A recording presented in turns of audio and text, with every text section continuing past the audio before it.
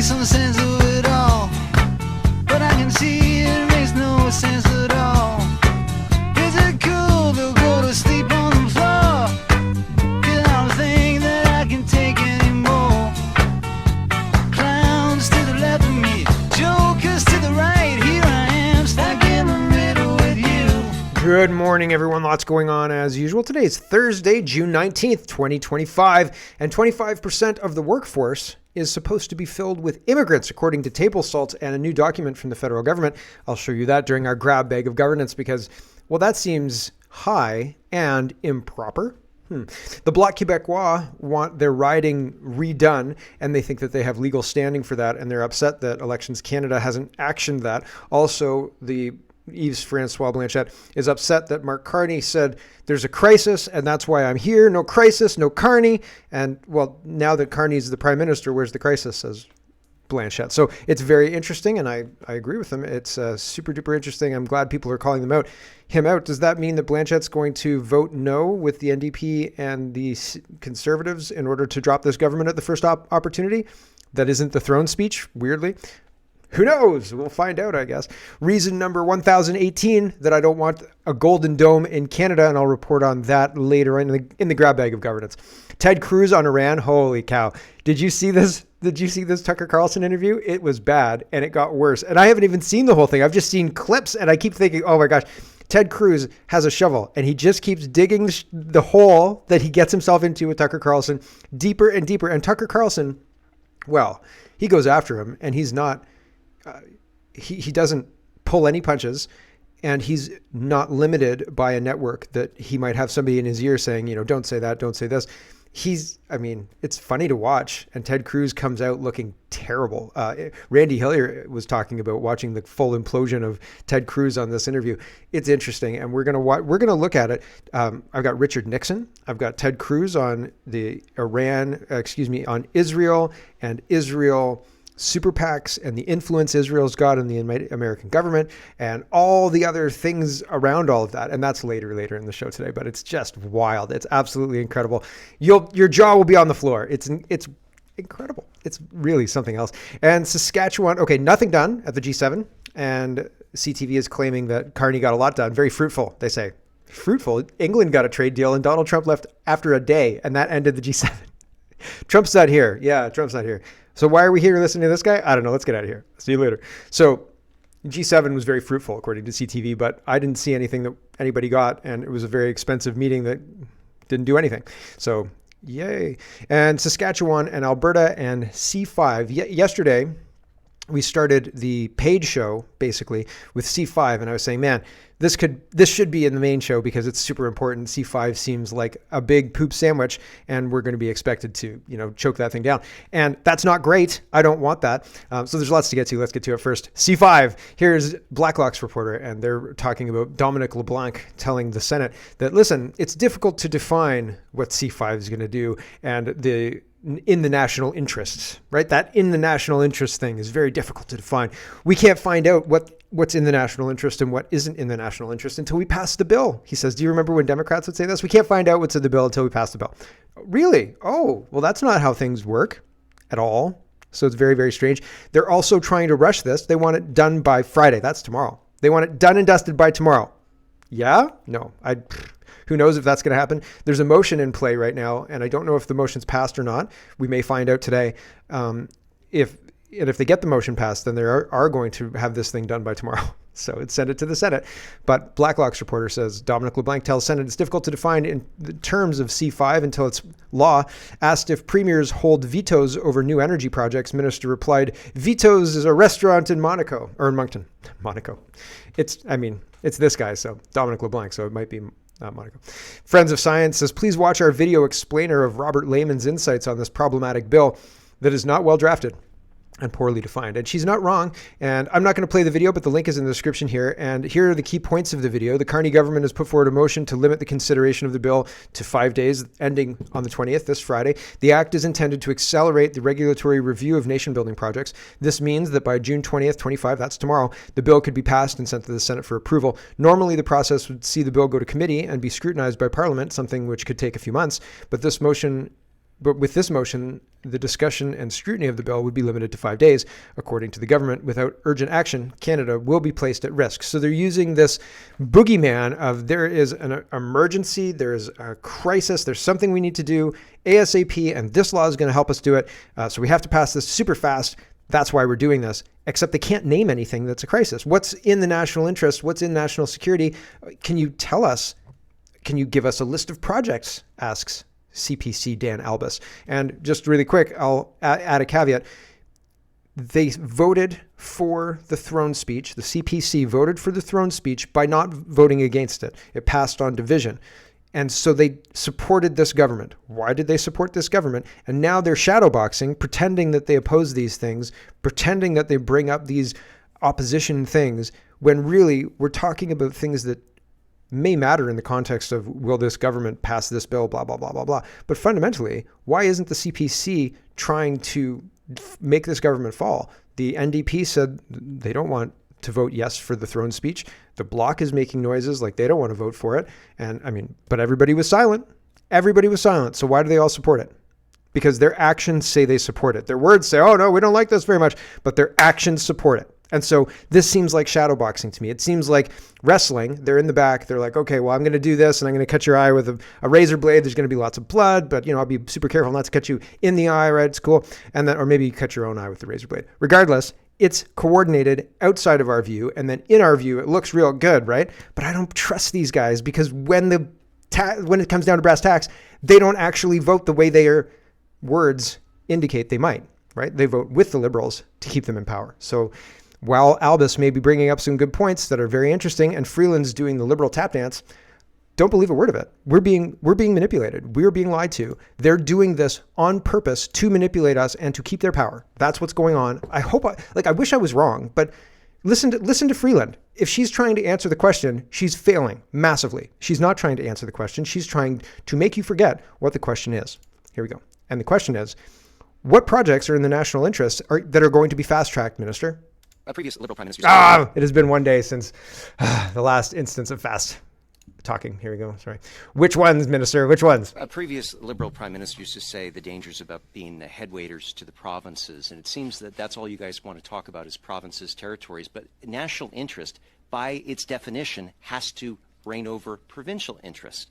So, for example, the Prime Minister has said publicly that that premiers have a veto, like David Eby has said he will not support a pipeline to the Pacific, even though it would be in our national interest to get our energy to other markets. Minister, is there a national interest here, or are you only serving up for the provinces? I am so happy that right now this is a moment of a degree of national unity and consensus around this effort of a kind I have never seen before. That meeting in Saskatoon, a province, as we know, which has a conservative government. She just wastes time and doesn't answer the question. Can you see the Liberal tap dance going on? Was a meeting with more unity around free interprovincial trade and getting major projects built than any meeting of provinces, territories, and the federal government I have been present at. And so, Mr. Albus, I see no benefit and a great deal of harm at this moment when the provinces are all stepping up in the federal government somehow saying, we're going to push you guys around. The fact is, we don't need to. The provinces are doing a great job. This is why we have a prime minister and a federal cabinet, is to decide what the national interest is. That actually is your job. But besides that, I would just go back. I'd like just to go to our Minister job in LeBlanc. the national interest, in fact, is to work collaboratively with provinces and territories where we can. It's either a crisis or it's not, Minister. It's either an emergency honey or it's can be better not. than vinegar sometimes in building consensus. I would like to see a list. And right now, that's what's happening. I would like to see a believe list, even Minister, the conservatives are voting for this initiatives legislation. Coming from my federal and I'm government. happy about Thank that you. too. Thank you very much. The Conservatives are voting for C-5? Really? Is that true? That'll be very interesting. The Conservatives are, here's Leslie Lewis. She says, for years, this is from, when is this from? June 18th. Okay, so a few days ago, yesterday. Leslie Lewis says, for years, Conservatives have championed a regime to get national projects built. The Liberals borrowed this concept with Bill C-5. However, the Liberals have written themselves a blank check to override any law to push through their hand-picked projects. Conservatives will bring forward amendments to hold this government accountable because they've not proven that they deserve the trust of Canadians. This government is illegitimate. The elections were rigged. Here's Leslie Lewis talking about this a little bit. Here we go. My question specifically, though, doesn't deal with the enabling aspect of the legislation. We know what the legislation is about, but my question is specifically, what do you, Minister, see as reasonable limits on these sweeping powers that allow the invalidation of laws pursuant to Section 21, 22, and 23 of Bill C-5? Where are the reasonable limits? What do you see as reasonable limits? And why aren't they contained in this bill? Well, so again, the reasonable, I think it's important, first of all, to put it in context. These decisions will be exercised in consultation with provincial and territorial leaders. The proponents of the projects, I'm encouraged by premiers working together to create, for example, energy corridors. The proponents in many cases may be sovereign provincial and territorial governments with Indigenous partners. So that is a limitation. That is a limitation in and of itself. We'll be designating projects that have gone through the scrutiny of other orders of government, for example. But Minister, yesterday we heard concerns from a number of stakeholders and constitutional experts who confirmed that this bill is vague, has been hastily written, and leaves much uncertainty with respect to projects of national interest. In fact, that determination, it was concluded that that determination would be solely a political decision, which, given these provisions in Section 21 and 22, leaves room for political abuse. And my question, I'm turning back to the question, is where are the breaks in this legislation, and why are there no reasonable limits put in this legislation so that this government can evoke the confidence of the people? Not possible. Not possible. The government is illegitimate. The elections are rigged. There is no confidence in this government whatsoever. Everything they do, I reject. They do not represent me, period. And I don't know how to action that legally, but jeepers creepers, it's ridiculous at this point in time. The criminals in charge should not have a blank check to do whatever they want while being tacitly supported by the, quote, opposition. Here's real Mr. Bench. He says Bill C-5s give the Liberal government a lot of control. Steve McKinnon sidesteps a question if he would be okay with Polyev and the Conservative Party having the same power. Wonder why.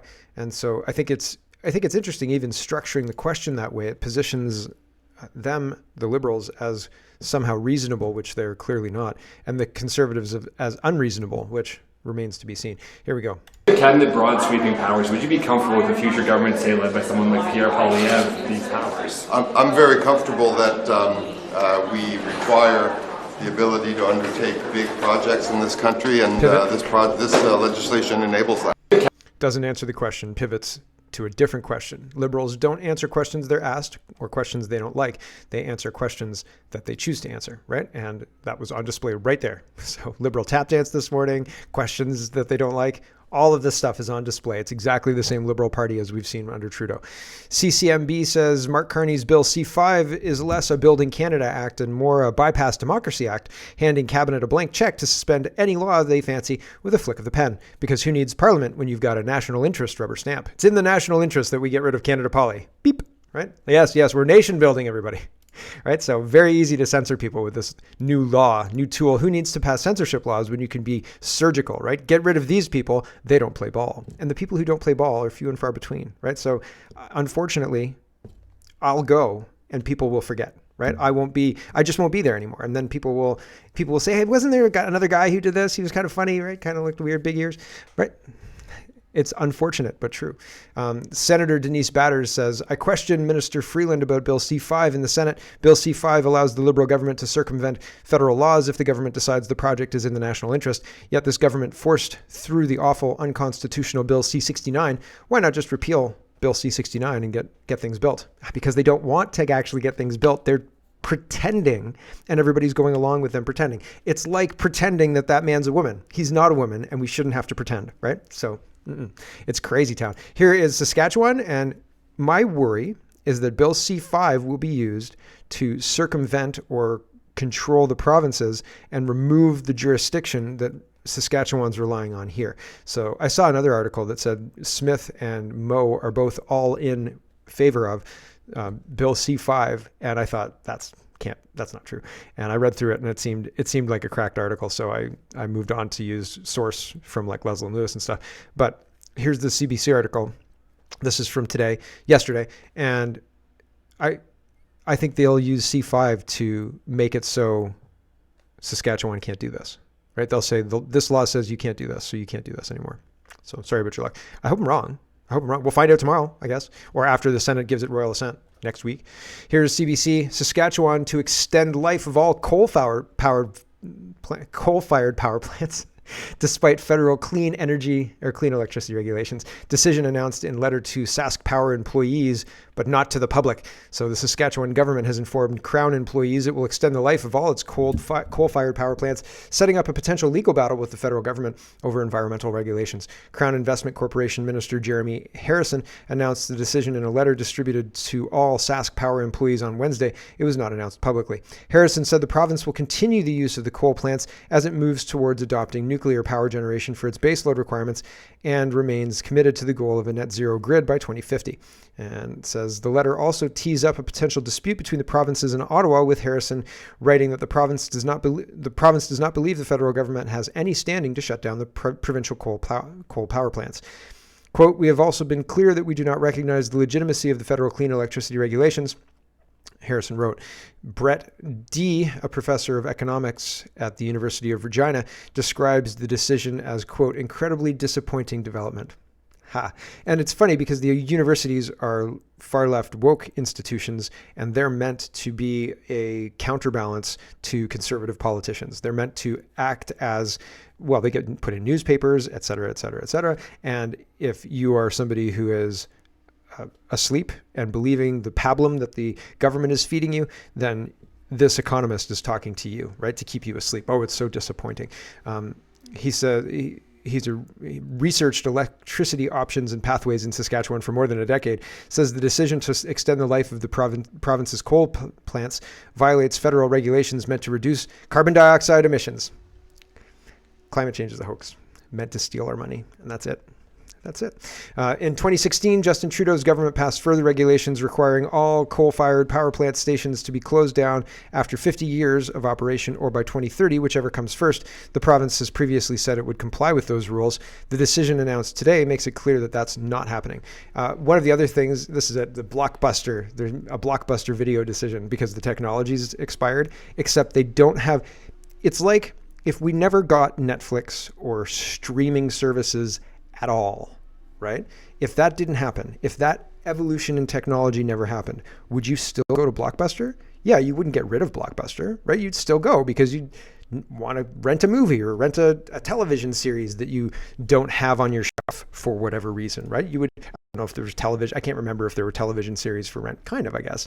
I think there was like Family Guy for rent. Anyway, regardless, the idea that with no technology to replace it, Blockbuster would cease to exist is ridiculous. And that's where we're at now. We don't have a technology that will replace it. We just say, oh, we've got to get rid of those power plants because they're bad and mean. They're the technology people would use. That's it. And if there isn't a replacement, then great. And if there's a replacement, fine, update it. But if it's insane, right? Like if it's exactly the same technology, just newer, and there's no meaningful reduction in any kind of metrics to justify it, then it's a waste of money. And we should be having these conversations, not saying, oh, well, the coal power plant's 50 years old. Argument done. Bullshit. He believes the energy economist from the university, says he believes the cost will be significant and that a better investment would be constructing new power plants that can operate beyond 2050 that are resilient to any future policy changes at the provincial or federal levels. Yeah, how about the federal government doesn't have the jurisdiction, so they can screw off? Investing in coal power plants now is like Blockbuster Video doubling down on building new VHS rental stores in an era of Netflix and other streaming services. Yeah, but where is that technology for the electricity generation, you moron? So these people, you can't talk sense to these people. Table Salt, let's talk about the invasion of the West ongoing. And Table Salt says, I've obtained a document from Immigration Canada that shows the Immigration Canada employees are tasked with keeping over 25% of the Canadian labor force immigrants, filled with refugees and immigrants at all times. So it says, Table 6, Department results immigrants and refugees achieve economic independence and contribute to labor force growth. Table 6 provides a summary of the target and actual results for each indicator associated with the results under CR2, immigrant and refugee section integration. So percentage of newcomers who are employed, and it's got 70 and 21, 22 and 23, 76, 78 and 77%. And then percentage of the bottom, number 3, percentage of the Canadian labor force that is made up of immigrants and refugees. And the target is 25%, more than or equal to 25%. And it's 21, 29%, 22, 29%, and 23, 28.9%. So almost 30% of the workforce is purposely, because of bad policy, being driven to be refugees and immigrants. Crazy. That's crazy. 1 in 3? Like 33% is 1/3. So that's crazy. It is up from 1/4 to 1/3. And people don't notice that difference, right?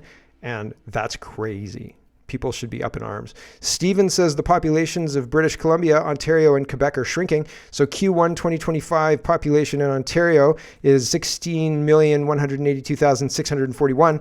And in Q2 2025, it's 16,176,977.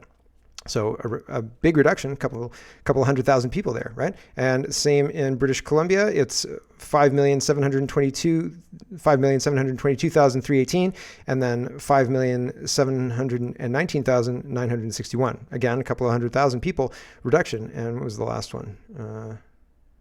British Columbia, Ontario, Quebec. Where's Quebec? 9,111,629, and then 9,110,616. So are people dying, or is immigration slowing down? What's going on? People are dying. People think it's, Chatterbox Muse says, sudden and unexpected. So people are making the case that it's death, and could be cancer, could be all sorts of these other things that we're seeing, these illnesses that we're seeing skyrocket, right? What could be going on? That's a lot of people. Very interesting. Here's Gordon Master, and this is a great point. And we're talking about this in the invasion. It could be in the UK section, but I thought this works here. And she's saying, listen, like, we can track guns, we can track purchases. If you're watching like a Reacher episode and he's like, listen, where did this rope come from? And then they find out it came from the hardware store, and the hardware store's got CCTV and you can see who it was. And then you know it's the bad guy, right? Like all sorts of ways to track these benign seeming things. Nobody's tracking the small boats. Nobody's tracking the dinghies because they're being paid for by the government. It's being facilitated by the government. We're being invaded, and the bad guys are in the house, right? They're inside the house. They're in the government. Here's this lady. I think I have to turn it up, but she's making a great point. Right. Can someone explain this to me like I'm 5 years old? We're living in a world where AI can track your every online move, are we not? Facial recognition can spot you in a football crowd, and your phone knows what you're thinking before you do. And yet somehow we can't figure out where the dinghies used in illegal channel crossings are coming from. I'm sorry, but boats just don't fall out of the sky. They're made in a factory. They're sold, shipped. There are records, order books, addresses, suppliers. So why can't we follow the paper trail, or a plastic trail in this case? We could be tracing the supply chain, identifying who's buying hundreds of inflatable boats, and shut it down at the root, surely. But we're not. Why not? Am I being naive? It strikes me either someone's asleep at the wheel or someone's turning a blind eye. You can't tell me we've got all this tech, all this surveillance, and no way to stop this before it even starts. This isn't about politics. I could not be less interested in politics. It's about common sense. And right now, it seems there's not much of it going around. If you agree, follow me. Let's question what no one else dares to. Well, that's a good way to get no followers. Darn. But yeah, my questions, I also have questions, and they're never answered, never to satisfaction anyway. Alan says, didn't Prime Minister Carney mutter something about securing our borders? Hundreds of the Ayatollahs, I'm getting that terribly wrong, I'm sorry, people already in Canada, Iranian people already in Canada, and more are hoping to sneak in while Iranian Canadians cheer for fundamentalist regime to fall. They and Jewish organizations fear IRGC thugs seeking refuge in Canada. This is happening all over. Have you seen the pro-Palestinian protests and the radicalization of the people they're bringing into our country? And not just our country, the West more broadly, right? It's happening, and they're doing it on purpose. And again, like, I think our government is facilitating these invasions, and I think that our government is facilitating having very, very religious radicals funneled in order to destabilize us, and then to say, oh my gosh, it's so unstable. In order to gain control again, we have to create a digital ID system for your safety, comrade. And then they get their digital security, and then they get their digital central bank digital currency and all the rest. And people fall for it because we're being told, in order to keep you safe, we want to keep you safe. Meanwhile, they're facilitating this. They don't want to keep us safe at all. They've sold our country out already. We're in delivery. We're not even in a part where we can stop what's happening, in my opinion, at this point in time. Certainly not by politics as usual anyway. Ryan says at the G7 summit, Starmer accidentally shook hands with the interpreter instead of the South Korean leader Lee Jae-myung, I guess. What an ass. Yeah, Starmer's an idiot. So he's shaking hands with the interpreter. Anyway, I just think Keir Starmer's terrible.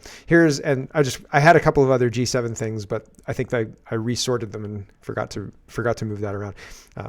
CBC Watcher is talking about Yves Francois Blanchet, and he's saying, you know who's terrible? Mark Carney's terrible. Where's the crisis? Says Blanchet. Here we go. Let's see. I fear this is fast. No, it's not. Here's Blanchet. And we are seeing that there has been no action on what seemed to be a crisis. Mr. Carney said this himself. No crisis, no Carney. I mean, after the election, he could have done something else, but he didn't talk about the crisis anymore. And the only result we're seeing is Mr. Trump's team meeting with Carney's team to try and save face. We'll get together and talk again in 30 days. Mr. Carney made some extremely costly commitments. Legislation to protect the borders, which raises questions of ethics, I might add. And he abandoned the counter tariff supposedly because he could reach an agreement with Mr. Trump before the G7. And what he actually secured, without going back on any of the concessions that he'd already made, was 30 days. You know, getting 30 days from Mr. Trump is easy. He probably would have made the offer himself.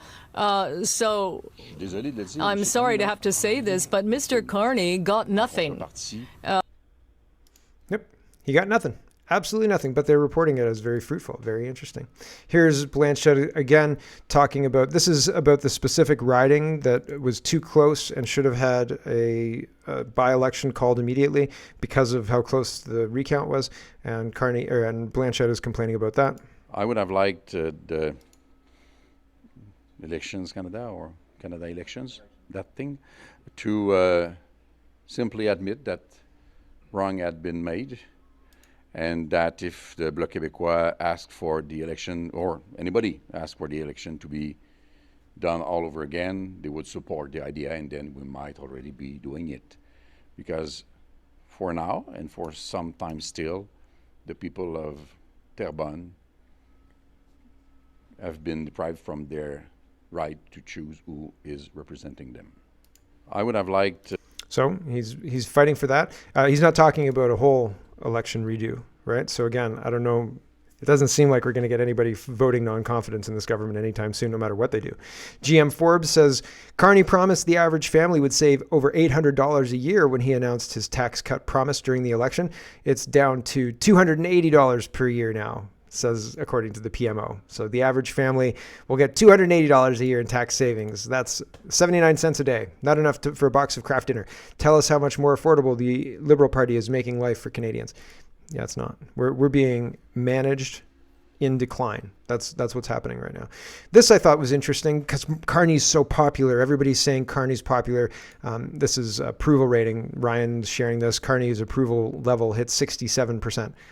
67%, eh? They thought maybe 66% was a little on the nose.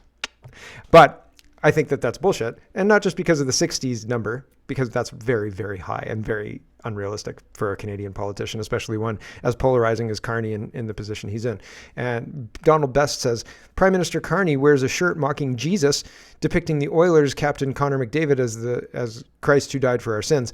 Carney knew exactly what he was doing. This is blasphemy. He hates you. He hates your family. He hates Jesus. He hates Catholicism as an extension, right? Would a good Catholic wear this shirt? Like maybe with the McJesus on the back, but I feel like they'd feel uncomfortable about that. I'm not a Catholic. I don't know.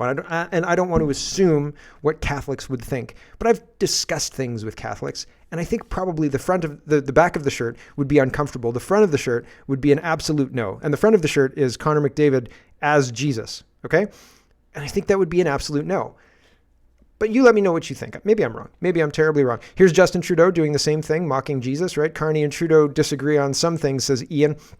But wearing Jesus Christ meme-themed apparel is something they do agree on. So that's an interesting situation. Do you think that Mark Carney's approval rating is 66%?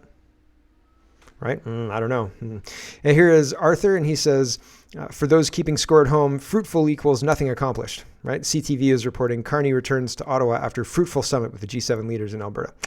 Womp womp. Not really. Not really. Here's we'll do a couple grab bag of governance and then we'll kill the stream. Holly Doan says, internet misinformation is eroding Canadians' faith in government. I think that the Canadian government's behavior is eroding our faith in the Canadian government between rigged elections and the Liberal tap dance and not answering any questions at all and no budget. I think it has to do with their behavior, not things that I say and my suspicious eyebrows. I'm just saying. The report was not requested by any public authority, they say. StatsCan is putting this out, but nobody asked. We just thought we'd mention that online misinformation is the real problem here. Did anybody ask? No. Okay. Thanks. Weird. Holly Doan says, so like they're seeding the ground. This is prepping people for what's coming, right? The internet they want to censor, and they want to censor it with your tacit approval. And tacit approval is when the people that you watch go away, people don't rise up. The other people don't rise up. And I'm not saying you should rise up necessarily. But I'm saying that they're going to do this the same way they've done everything else, which is cloak and dagger. They're not going to answer questions. If you have questions about it, you're going to be put on hold and then shuffled out. You'll never talk to anybody that matters. You won't have any access because they'll label you as misinformation, as a radical, as a racist, as a bigot, all sorts of these things. They will make it so you can't do anything to affect anything. And that's how this communist stuff will work. This is, and then when they have the digital ID in place, they'll zero out your bank accounts and they'll unperson you and you won't be able to buy anything. And then you will be a criminal. You'll have to go and steal food or steal something. And then you won't have anything to lose because you've been zeroed out by society. And again, I hope I'm wrong. Because when you do that, people do become criminals because they don't have anything else to lose. There's nothing to fight for in society, right? Like if everything you do is wrong, okay, well, like, time to take this cracked authoritarian nut jobs down because we can't live anymore, right? So it seems like we're on that path. But at first, it will seem very reasonable. People will just be surgically removed, boop, boop, boop, gone, gone, gone. And then all of a sudden, I mean, it happened in COVID. It happened during COVID. It happened, and we watched it happen, okay? Holly Doan says, Liberal appointed senator questions why the United States president was allowed in Canada to attend the G7. Pate cites Immigration and Refugees Protection Act regulations prohibiting travel by foreigners with criminal convictions. How many people? Trump is a rare breed, regardless of whose side he's on at this point in time, because it's hard to stand up to this kind of crap, right? And it's not easy. And a lot of people would be caught up with this crap. a lot of people would be caught up, and that's a problem. You know what I mean? But Trump is way bigger than this senator, and this is a footnote after Trump came and left, right? Bullshit that she's worried about this. She knows better. This is an attack on Trump. It means nothing. Holly Doan says national buyback of assault-style firearms will cost $342.6 million. The government of Canada is not allowed to come in and steal your stuff. They can't come in and say, this thing here is illegal, so we're going to take it from you. It was legally purchased. You have license to carry this thing. You have a license for this thing, blah, blah, blah, blah. But this one, we've decided by an order in council, this one's illegal, so we're going to take it. This is my property. You're stealing from me. I don't care what law you passed. Your laws are illegitimate because this government's illegitimate. F off. It's $342 million wasted dollars. I don't think we're going to see any movement on this because they know they can't come in and steal people's property. And so we'll see how this plays out. But I feel like we're wasting hundreds of millions of dollars and there's no oversight and you can't stop it. And how do we deal with this appropriately? How do we fight this appropriately, right? There isn't a way to fight this. If you try and fight this, you'll be shuffled out. And if you try and fight this legally, you will be locked in a legal battle for years that will bankrupt you. And the government it'll be a footnote because they'll use the $342 million to fight for their legislation, right? Here is Greg. He's recording Francis Widdowson and Mia Hughes. And they were at a pride flag raising in Ottawa, and they're protesting the flag raising, and they're there silently protesting. I think they have a sign maybe, but I could be wrong. And they're talking about how terrible things are. And then this legislator, I think it's a legislator, a bureaucrat, Greg says an Ottawa bureaucrat, harasses them for protesting this. So here's what happened in Ottawa yesterday. You have mental illness. You have a mental illness. You get your body parts chopped off, and you still have the mental illness. So if you ever want to really leave someone behind, then that's how you're going to do it. For leading with courage and for showing us what it means to build a more inclusive Canada together. Well, you can go somewhere else. Everyone enjoy the celebrations right across the country. You're imposing your space on everyone else. Well, you can move away. It's a free country. No, I'm not going anywhere else. Yeah, go ahead. It's a free country. How are we being hateful? Minister Valdez. You're the one raising. You're talking about everybody. You're raising your voice, sir. You're disruptive. You're the one. Good morning. Anyway, we're here. We're raising. What lunatics. What absolute lunatics, right? So, all right, we'll do one more. And this is interesting. John Carpe is talking about Catherine Kronos. And Catherine was a parent who was on one of the boards in one of the education boards at a meeting. And somebody did a land acknowledgement. And she said, you shouldn't be doing land acknowledgements. This is speech that I don't agree with. You shouldn't be putting that in my mouth. And then she got banned from ever coming to another one of these meetings. So again, if you stand up for yourself, if you stand up for what you believe in, you lose in your ability to attend meetings at school board.